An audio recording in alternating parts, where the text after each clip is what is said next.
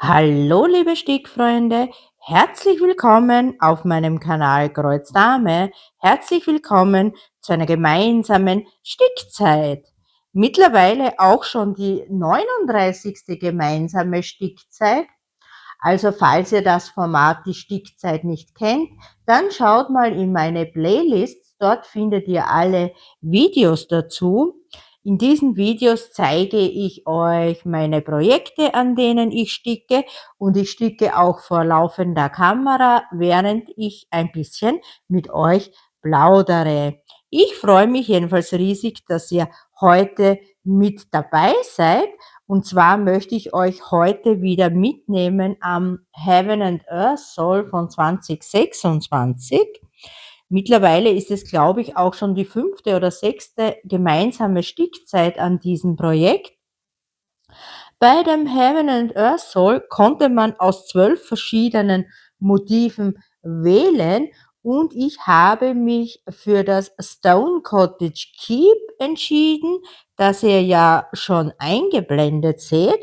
Das Stone Cottage Keep hat 87 Farben und wird 289 Stiche hoch und 305 Stiche breit.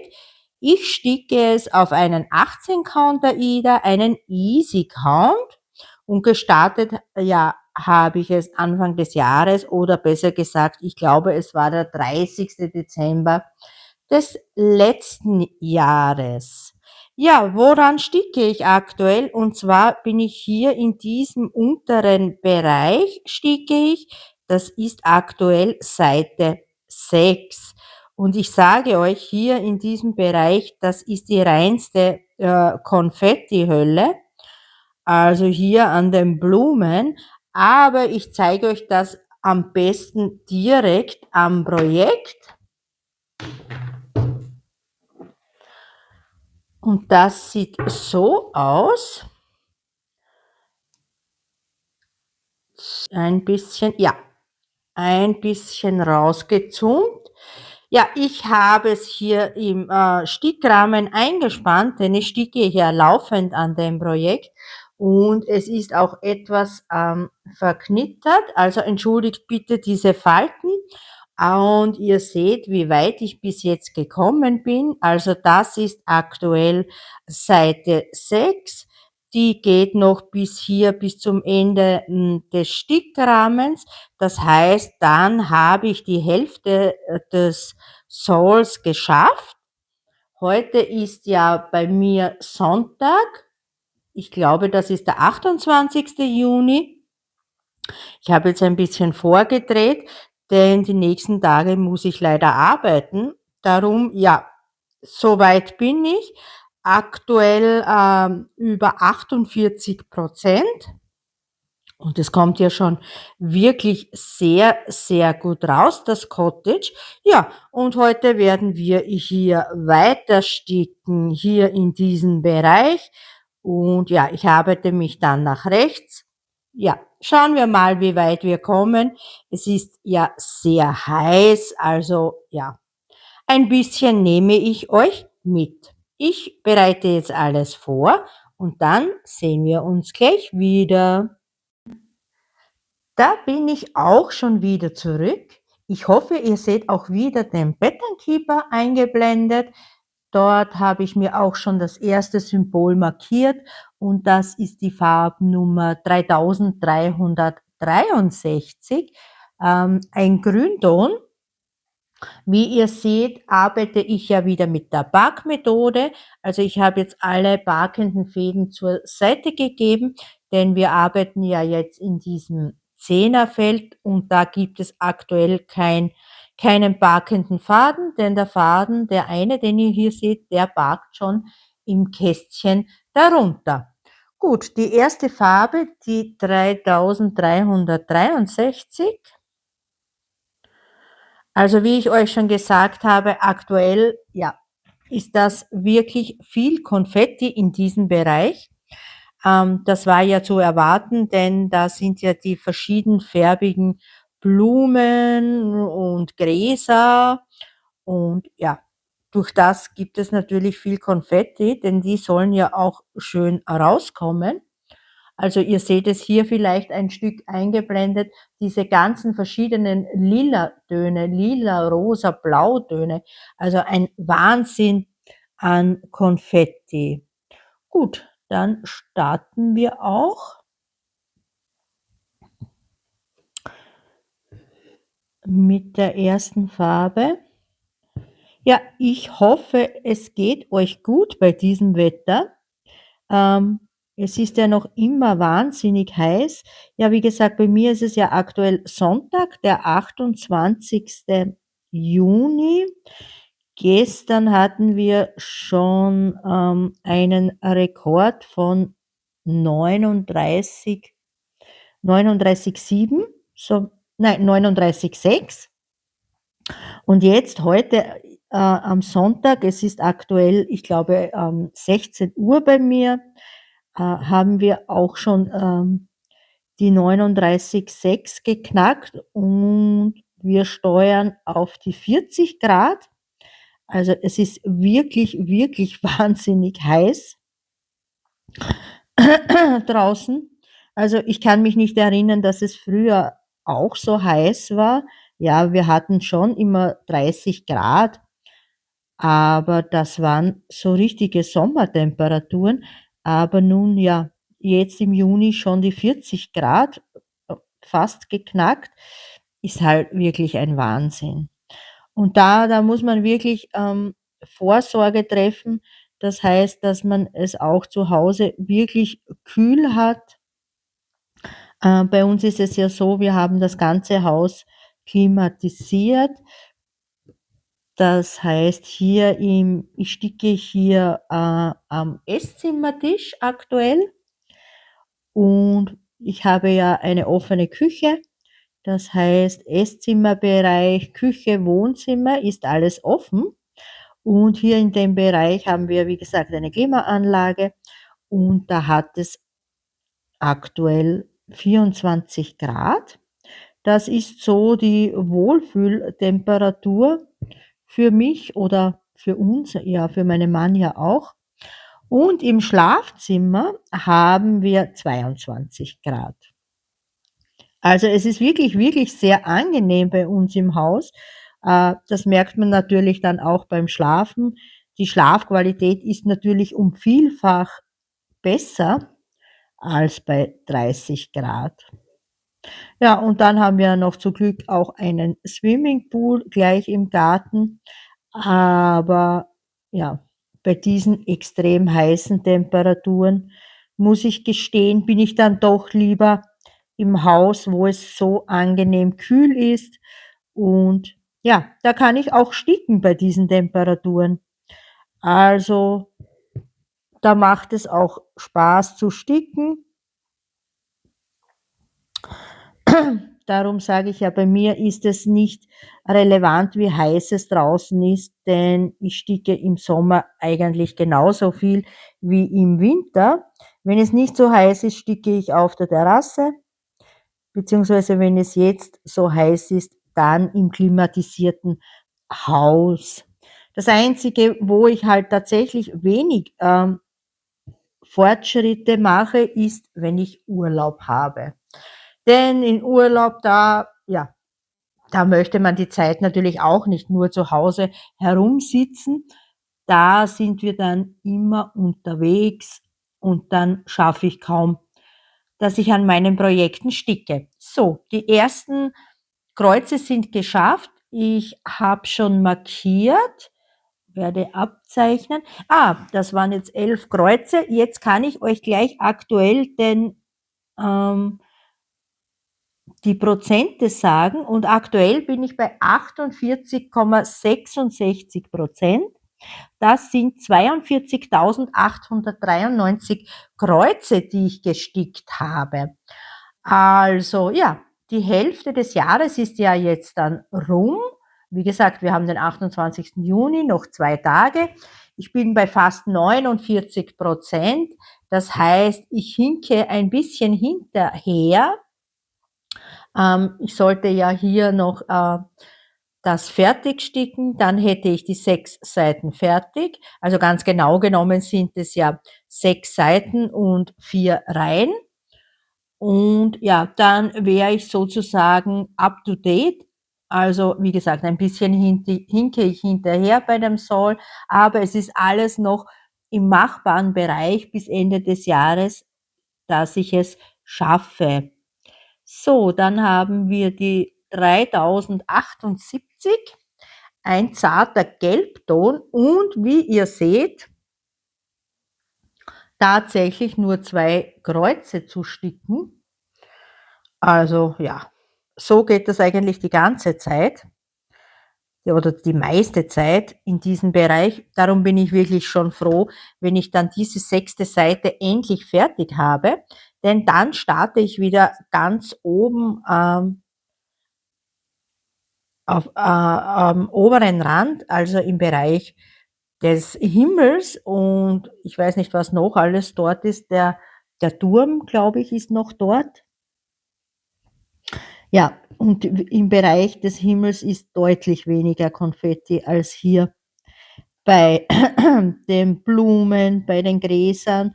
Auch der Weg ist hier in diesem Bereich. Ja, darum geht's auch nur langsam voran, aber ich bin ja noch nicht so weit hinten. Und sobald ich dann auch diese 6. Seite geschafft habe, dann habe ich auch schon den ersten Meilenstein erreicht. Denn wenn man die 6 Seiten geschafft hat, dann erhält man alle 12 Motive, alle 12 Muster, die es zur Auswahl gab. Und da sind ja auch wirklich schöne Motive dabei. Mir gefallen ja auch die Eule und das Rotkehlchen. Also, das heißt, ich glaube, The Wise and the Brave. Da stickt die liebe Katharina von dem Kanal Cross-Stitch-Kiste. Dann gibt's ja auch noch, was gibt es noch? Die Libellen gefallen mir auch noch gut. Das seht ihr auch auf dem Kanal Naht und Faden und auf, ich glaube, Steffis Hobbytisch, sofern ich mich jetzt richtig erinnere. Ja, auch das gefällt mir sehr gut. Und dann gefällt mir auch noch die Pusteblumen.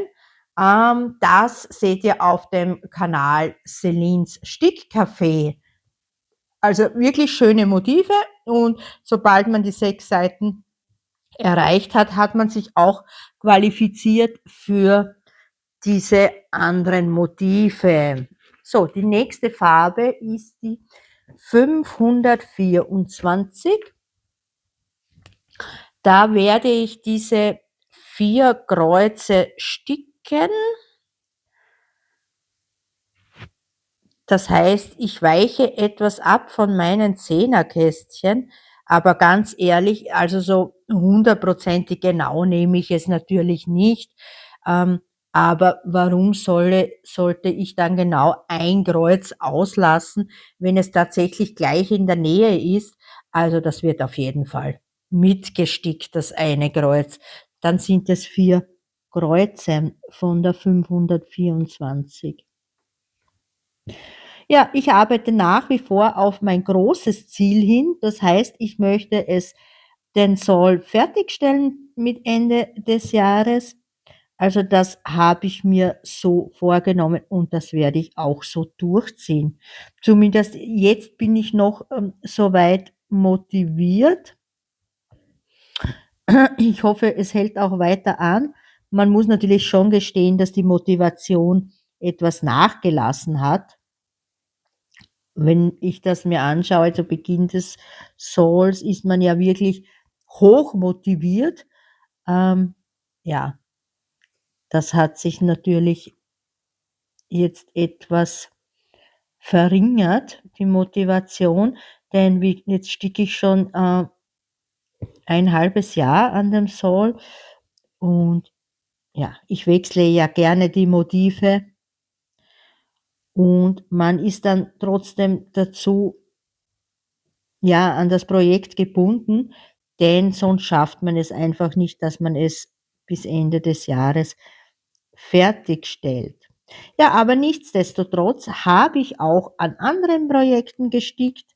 Natürlich ist der Fortschritt da eher minimal. Fokusprojekt ist, wie gesagt, der Heaven and Earth Soul. Ich werde wahrscheinlich auch jetzt im Anschluss an dieses Video dann gleich mein Monatsupdate abdrehen. Ganz einfach, weil ich die nächsten Tage nicht dazu kommen werde, denn irgendwann muss man ja auch arbeiten. Und ja, ich werde es dann im Anschluss drehen. Leider habe ich dieses Monat nicht das geschafft, was ich alles schaffen möchte.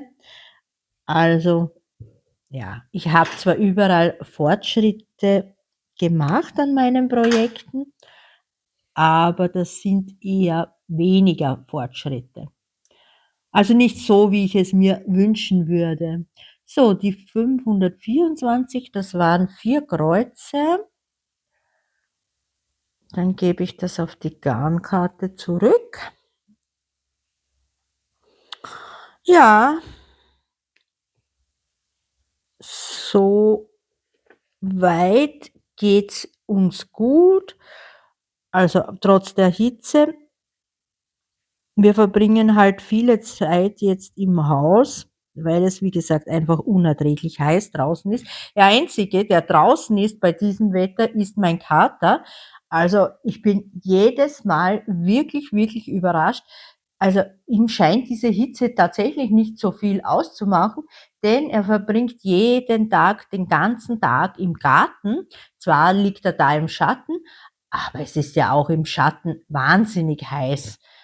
Aber es dürfte für ihn passen. Er könnte natürlich auch hier ins Haus kommen, aber nein, er verbringt tatsächlich lieber den Tag draußen in der Hitze. So, nächste Farbe ist die 945 und da gibt's auch nur ein Kreuz zu sticken. Ja, so kommt man natürlich sehr langsam voran. Aber da ich in diesen 10x10 Kästchen sticke, sticke ich auch diese einzelnen Kreuze gleich. Dann habe ich auch zum Schluss nicht zum Auffüllen, sondern ja, so wechselt sich das halt mit mehreren Kreuzen ab. Also auch die einzelnen Kreuze werden gleich gestickt. Denn früher habe ich es ja auch so gemacht, dass ich zuerst die großen Flächen gestickt habe und dann habe ich noch die einzelnen Kreuze aufgefüllt und ich muss gestehen, ich habe das gehasst. Also diese einzelnen Kreuze dann zu sticken und zum Schluss stickt man dann ja wirklich ausschließlich an den einzelnen Kreuzen, da ja alle großen Flächen schon gestickt sind. Und ja, so habe ich dann eigentlich umgestellt auf diese 10x10 Kästchen Methode. Ähm, weil dann stickt man automatisch die einzelnen Kreuze gleich weg und es ist abwechslungsreich zwischen Konfetti und also zwischen Color Blocking und Konfettistichen. Gut, das einzelne Kreuz ist auch gemacht von der 945. Dann kommen wir zur nächsten Farbe. Da werde ich die 2 Kreuze sticken. Also ihr seht, ein Kreuz ist im Kästchen darunter. Das werde ich auch gleich mitsticken. Das ist die 738. Ein eher, würde ich sagen, Braunton. So.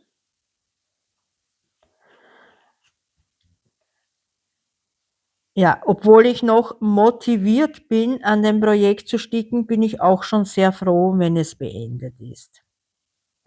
Und ja, mein letzter Soul, das steht fest. Nächstes Jahr werde ich nicht an dem Soul teilnehmen von Heaven and Earth Design. Egal, welche schönen Motive zur Auswahl stehen, ich werde daran nicht teilnehmen. Denn es stört mich massiv, dass man immer an dem gleichen Projekt sticken muss. Ja, aber gut, es ist eine Challenge. Man ist natürlich nicht verpflichtet, an dem Projekt zu sticken, Aber ich habe mir das nun in den Kopf gesetzt, ich möchte das erreichen. Ich möchte den Soll fertigstellen und ich möchte auch mir eines der 3 Motive dann auswählen, der Muster, die man auswählen kann. Und ja, ich denke, ich bin auf einem guten Weg und werde es auch schaffen. Zumindest ja, ich bin da ja sehr, sehr zielstrebig. Wenn ich etwas erreichen will, dann klemme ich mich auch dahinter und dann wird das durchgezogen. So, 738, wie gesagt. Und es geht langsam voran. Ein Kreuz, 2 Kreuze. So. Da hilft mir jetzt auch die Backmethode nicht sehr viel, denn es gibt nichts zu backen, wenn ich eigentlich nur ein Kreuz zu sticken habe und es ist im nächsten Feld die Farbe nicht vorhanden, dann wird natürlich auch nicht gebackt. Und wenn ich so wie hier im nächsten Feld darunter nur ein Kreuz habe, na dann sticke ich das aber gleich mit. Denn das macht dann wirklich keinen Sinn zu baken. Aber ja, es gibt ja verschiedene Methoden des Bakens und man kann das ja so machen, wie es für einen am besten ist und wie man sich am leichtesten tut. Viele mögen das ja nicht, wenn da sehr viele bakende Fäden herumhängen. Mich persönlich stört das jetzt nicht, diese Fäden, aber ja, jeder wie er mag. So, dann streichen wir ab. Dann haben wir wieder 2 Kreuze geschafft. Hurra! 20 Kreuze sind schon gestickt und das in 20 Minuten. Nun gut, wie gesagt, sehr, sehr langsam geht's voran. Dann die 3 ist die Farbe 3072, also das Symbol ist die 3. Ein Grauton, da kann ich immerhin 4 Kreuze sticken. Ja, aber so seht ihr wenigstens, warum es so langsam vorangeht. Da finde ich es immer gut, wenn man den Pattern Keeper eingeblendet sieht, dann kann man sich das natürlich auch besser vorstellen. So, dann habe ich das eingefädelt. Ja, ich weiß nicht, ob ihr mein letztes Video gesehen habt. Das war ja ein Kooperationsvideo mit der Marke, also dem Shop 5 Stitch. Ich habe es auch im Video gesagt, es ist jetzt die letzte Kooperation mit diesem Shop, also zumindest vorerst. Ich werde jetzt keine Kooperationen da mehr annehmen, möchte das Ganze jetzt auch ein bisschen reduzieren. Ja, es wird nach wie vor Kooperationen geben, aber halt weniger, als ihr bis jetzt gesehen habt auf meinem Kanal. Ich versuche ja, das abwechslungsreich für euch zu gestalten, meinen Kanal, meine Videos. Aber ja, Kooperationen wird es weniger geben. Ich sehe das ja bei manchen anderen Kanälen, da gibt's eine Kooperation nach dem anderen, ein Unboxing nach dem anderen, aber außer dem Unboxing sieht man nichts auf dem Kanal. Also ich weiß nicht, ob euch so etwas gefällt. Es ist nicht so mein Stil. Wie gesagt, ich möchte es möglichst abwechslungsreich halten. Aus diesem Grund wechselt es ja bei mir zwischen Unboxings und Stickzeit, dann natürlich das Monatsupdate und nicht zu vergessen habe ich ja auch eine Verlosung noch am Laufen. Ja, die 500 Abonnenten-Verlosung. Also nochmals danke, danke für die vielen Abos, die ihr da hinterlassen habt. Ich freue mich wirklich riesig darüber und ich freue mich, dass unsere Gemeinschaft, unsere Stickgemeinschaft so wächst. Ja, zu der Verlosung möchte ich noch sagen, bitte achtet wirklich darauf, wie ihr den Hashtag schreibt. Also achtet bitte wirklich auf die Rechtschreibung. Ich sehe immer wieder Kommentare, die nicht übereinstimmen mit dem Hashtag, wie ich ihn geschrieben habe. Und ich vermute dann natürlich, dass ihr dann aus der Verlosung rausfällt, denn ich werde die Gewinner ja mit dem Comment Picker von YouTube auslosen und ich glaube, der wird das dann wahrscheinlich nicht berücksichtigen können, wenn da eine Leertaste zu viel ist oder ob der Anfangsbuchstabe groß oder klein geschrieben ist. Ich weiß nicht, ob das relevant ist beim Comment Picker, aber ich würde es euch auf jeden Fall empfehlen, dass ihr nochmal bei eurem Kommentar nachschaut, wie ihr das geschrieben habt und ob das tatsächlich auch übereinstimmt, wie ich es geschrieben habe. Es wäre doch wirklich schade, wenn ihr dann nicht an der Verlosung teilnehmen könntet. Ja, die Verlosung läuft ja noch bis Ende dieser Woche, also bis Freitag, bis 3. Juni. Und ich denke, nächste Woche werde ich dann den Gewinner auslosen. Natürlich nehme ich euch da mit und das Auslosungsvideo wird vor laufender Kamera stattfinden. Ich bedanke mich schon jetzt für diese zahlreiche Teilnahme. Ich bedanke mich auch schon jetzt für die vielen lieben Kommentare, die ihr hinterlassen habt und auch bei denen, die sich nicht auf ein Stickkit beworben haben, sondern einfach nur ein liebes Kommentar hinterlassen haben. Vielen Dank dafür. So, das war die 3743 und auch da war nur ein Kreuz zu sticken. Also es geht, wie gesagt, langsam voran. Ich habe jetzt nur einen Faden gebackt. Man sieht das auch im Pattern Keeper an dem blauen Feld. Einen Faden unterhalb gebackt. Dann verschieben wir den Bildschirm etwas und markieren uns im nächsten 100er Kästchen die nächste Farbe.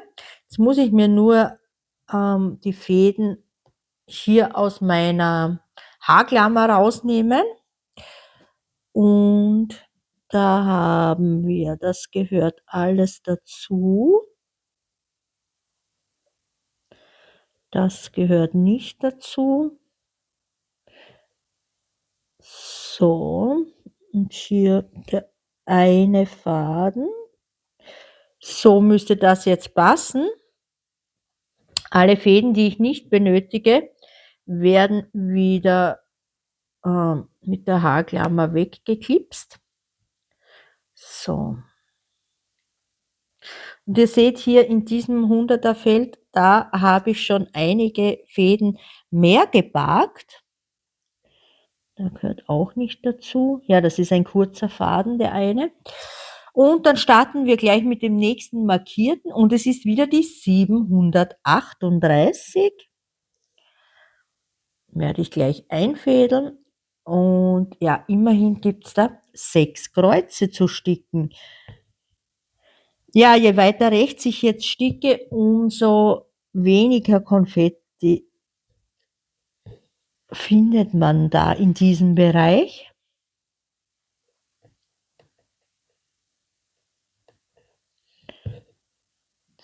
So. Ja, was habe ich euch noch zu erzählen? Ah ja, das wollte ich euch eigentlich noch erzählen zu dem Thema Kooperationen. Ich habe mir etwas bestellt. Also es ist dieses Mal keine Kooperation, sondern ich habe mir die Produkte ja selbst ausgesucht und selbst bezahlt. Und zwar habe ich mir eine Mystery Box bestellt. Ähm, Ich möchte jetzt noch nicht verraten, von welchem Hersteller das ist, aber ich liebe diese Mystery Boxen.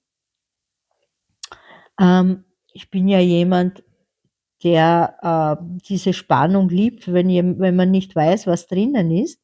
Also, ich werde auf jeden Fall ein Unboxing dazu machen und ja, die Mystery Box ist auf jeden Fall schon unterwegs. Ich habe gesehen, sie ist auch schon hier im Land eingetroffen. Also, ich vermute, dass das Paket dann auch jetzt in der kommenden Woche bei mir ankommt. Und dann, ja, werde ich das mit euch gemeinsam auspacken und wir werden uns anschauen, ob es sich auch überhaupt lohnt, ein Mystery also eine Mystery Box zu bestellen. Also, mit Mystery Box meine ich natürlich, Stickkits. Es gibt ja auch Mystery Boxen im Bereich des Diamond Painting, aber bei mir ist es natürlich ein Kreuzstichkit.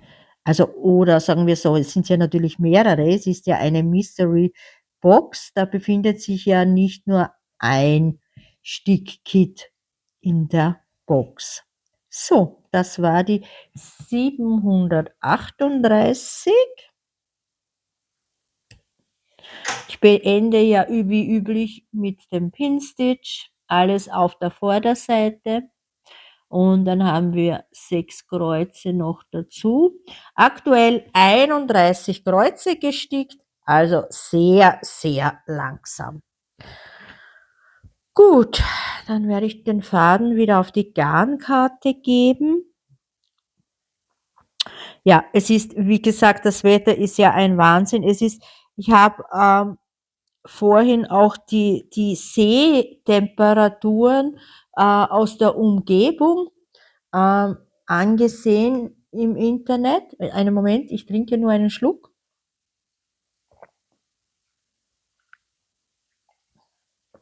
Ich trinke übrigens Johannisbeersaft, also Sirup mit Wasser. Ja, zu den Seetemperaturen. Ich wohne ja ganz im Osten Österreichs, also hier gleich in der Nähe von Ungarn und der Slowakei. Also ich habe es nicht sehr weit über die Grenze. Und hier im Grenzgebiet ist ja ein großer See, der sich ja von Österreich über Ungarn erstreckt. Und dieser See hat mittlerweile 32 Grad Wassertemperatur. Also ein Wahnsinn. Es ist wirklich wahnsinnig heiß. Dann wird wahrscheinlich auch wieder der Wasserpegel extrem sinken von dem See, da ja das Wasser dann auch verdunstet an der Oberfläche bei diesen Temperaturen. Ja, aber kommen wir zur nächsten Farbe, die 833. Ich habe schon eingefädelt und da habe ich doch einige Kreuze mehr daran zu sticken. Das freut mich ja sehr. So. Das heißt, ich werde den Faden dann im Feld darunter parken.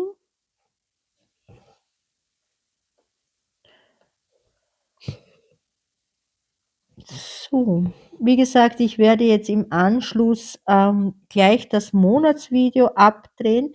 Ich habe mir soweit schon alles vorbereitet. Natürlich hier das Projekt kommt dann natürlich auch noch dazu. Der Heaven and Earth Soul ist ja ein großer Bestandteil meiner Stickfortschritte. Dann habe ich ja auch meinen Neuanstich zu zeigen. Ja, zum Thema Neuanstich, da habe ich mir überlegt, dass ich euch einen Neuanstich pro Monat zeigen werde, also nicht nur zeigen, auch machen werde. Ähm, Der letzte Neuanstich war ja die Black Flower. Ich habe das jetzt auch, so benannt als Neuanstich für Juni 2026. Und ja, was ich jetzt im Juli neu ansticke, das weiß ich noch nicht so ganz genau. Ich habe da zwar schon ein Projekt vorbereitet, aber es könnte auch durchaus ein anderes Projekt werden. Auch vielleicht mal wieder ein kleineres Projekt, denn die letzten Neuanstiche waren doch hauptsächlich wieder sehr große Projekte. Ja, eigentlich wollte ich ja auch, an dieser, ich nenne es jetzt Challenge teilnehmen, der Frida Kahlo Challenge. Ich habe auch auf Etsy gestöbert bei den, verschiedenen Mustern, aber leider muss ich sagen, es ist da nichts dabei, was mir gefällt. Und ich möchte dann, ja, doch nur etwas sticken, was mir auch gefällt. Ja, wie gesagt, ich habe da jetzt kein passendes Muster gefunden und aus diesem Grund werde ich dann da auch nicht teilnehmen. Ja, so, jetzt streiche ich kurz ab, weil da haben wir doch schon ein paar Kreuze gestickt. Das waren jetzt wieder 10 Kreuze.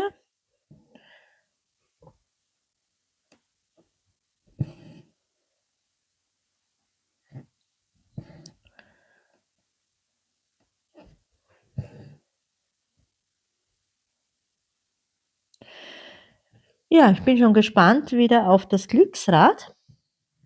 Jetzt dann, das jetzt gleich zum Einsatz kommt, wenn ich das Video drehe. Und ja, mal schauen, was es diesmal wird. Ich hoffe doch, dass ich diesmal mir